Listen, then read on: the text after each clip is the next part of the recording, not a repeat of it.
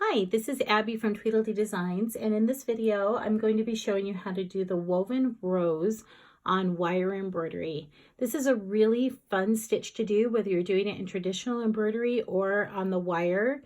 It's just very simple and easy, and we're going to jump right in. This is our wire embroidery frame. You can pick these up on our website at tweetledeedesigns.com. We have a variety of sizes and shapes and finishes, but these are so fun to embroider on. It's like having your own hoop, and the fabric is the wire. And so very free form, a lot of fun if you love to weave or do anything with yarn. This is a very fun way to embroider. So the other thing, once you've got your frame that you're going to use, I pick up these little yarn needles at Joann's. These are made by Susan Bates, and they are in the yarn section. They work really well on the wire embroidery, and I can thread through a really thick floss. This yarn that I'm using today is a Lion brand, really thick cream, and I've just threaded it through my needle and leaving myself a pretty good tail, about a third of the way down.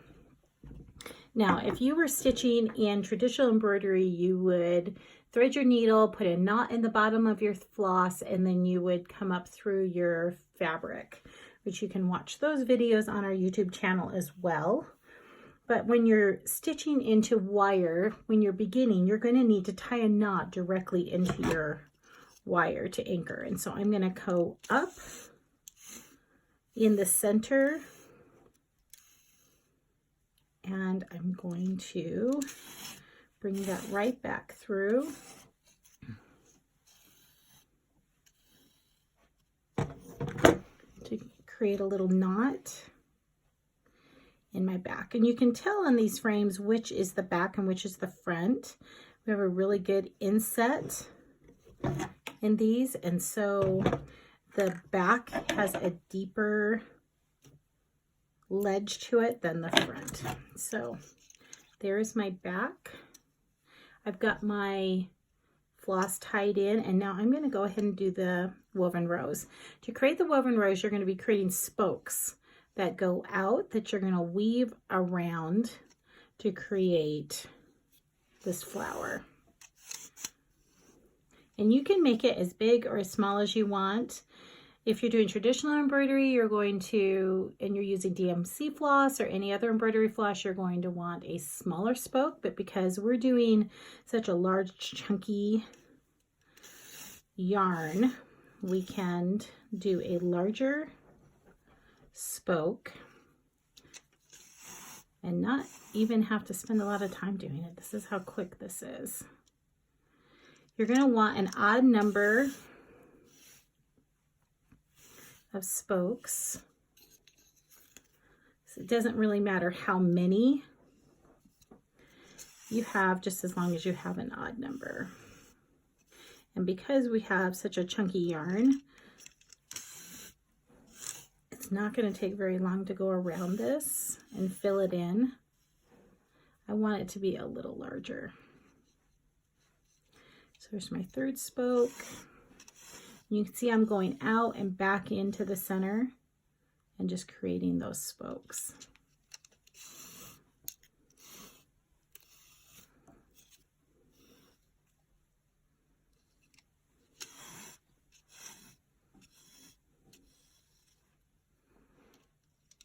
I'll do the last one. So I'm just going to do 5.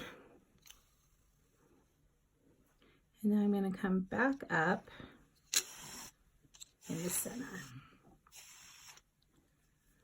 A little knot, pop it out.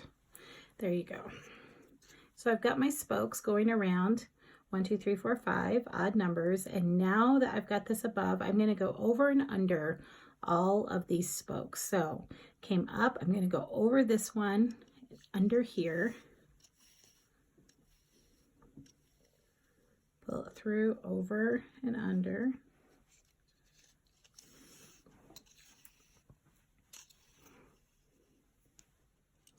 Over and under.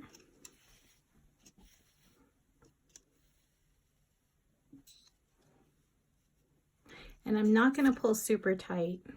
When you pull tight, you lose the texture of the yarn. If you're doing traditional embroidery, you also lose texture of your DMC embroidery floss or any of the other flosses when you pull super tight.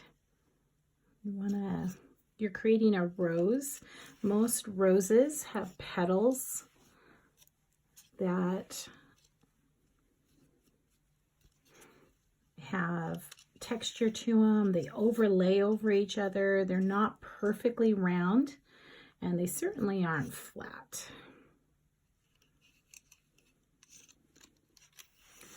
So that's kind of the look that we're going for. And you'll see as we go around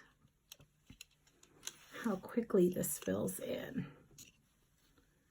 You can tell I'm not pulling super tight.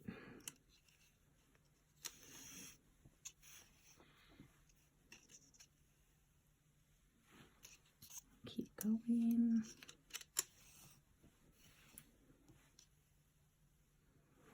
So I have been embroidering most of my life. I love it. It's one of those pastimes that let me get some creativity, drawing florals and then stitching them. I love doing that. But this wire embroidery came as an idea to me as we were traveling down through the South, and we went into an antique shop.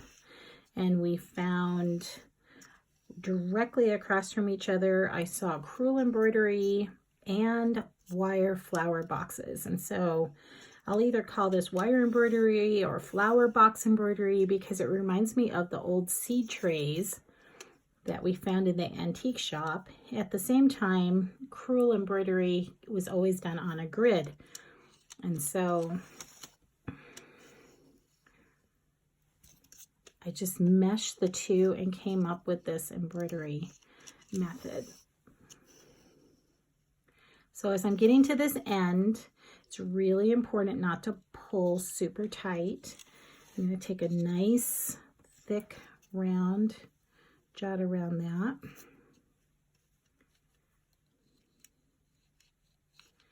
I'm going to go under there.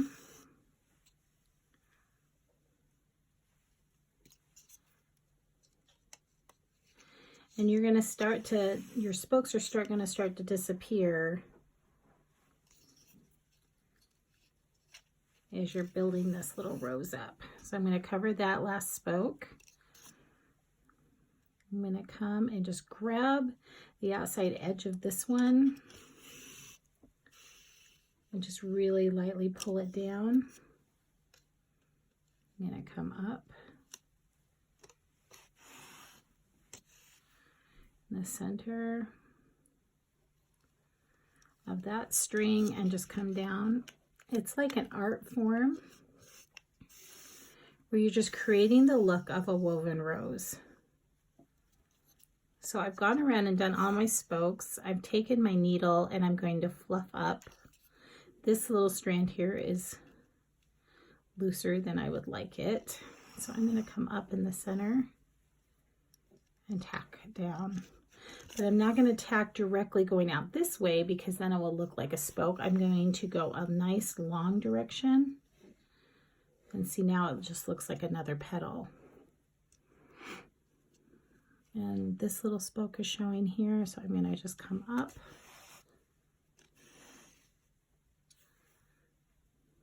My tail is stuck.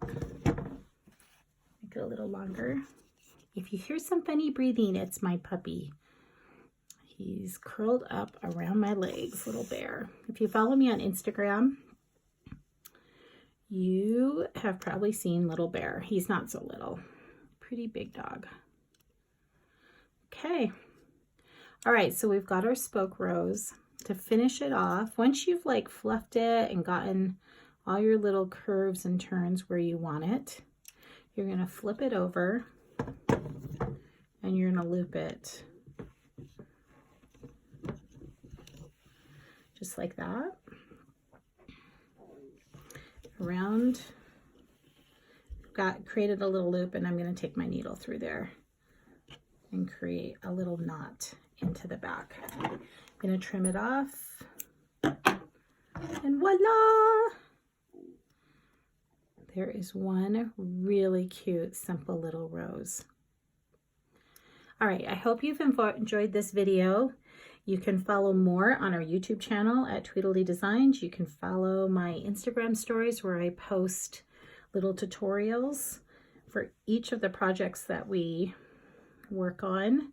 And I hope you've enjoyed this. And the next video that we'll be doing is how to do the little French knots, and then also how to do sand stitches. So you can find that on our YouTube channel as well. Have a great day. Thanks.